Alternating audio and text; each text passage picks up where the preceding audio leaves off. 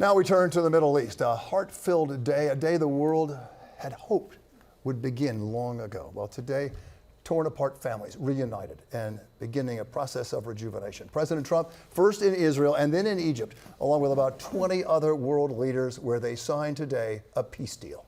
Earlier in the day, 20 Israeli hostages were released. This after Hamas captured and held them for more than 2 years until today. In Gaza, devastated by so many attacks, and what the Palestinian health authorities say are 67,000 people killed in the 2 years. Help is now beginning to pour in. Will the madness finally stop? Fingers crossed. Lindsay Tuchman in the newsroom tonight with more on today's big developments. Lindsay.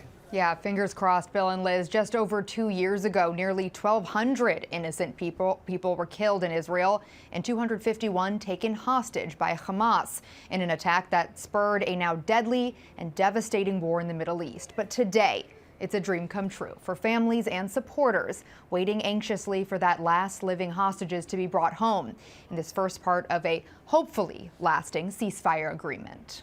It's been more than 700 horrific days in Hamas captivity, but now, 2 years after the October 7th terrorist attacks on Israel, the 20 remaining living hostages are finally free.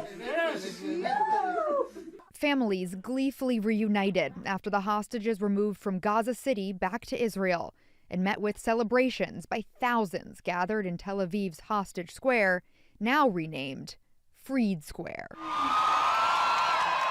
This was the first step of a greater peace plan to end the war that left 67,000 Palestinians killed, according to the Hamas-run health ministry.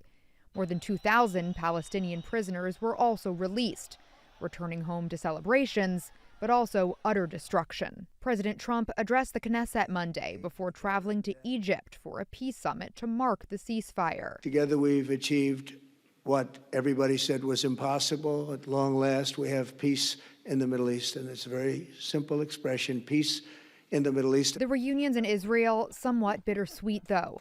Part of the deal was to also release the remains of any hostages that had died, believed to be 28.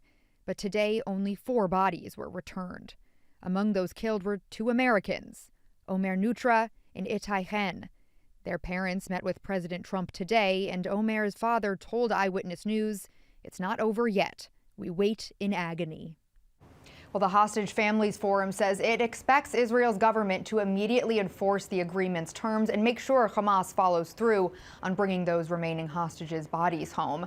Meantime, in Gaza, the rush to bring humanitarian aid in begins, as well as the challenge of how to rebuild.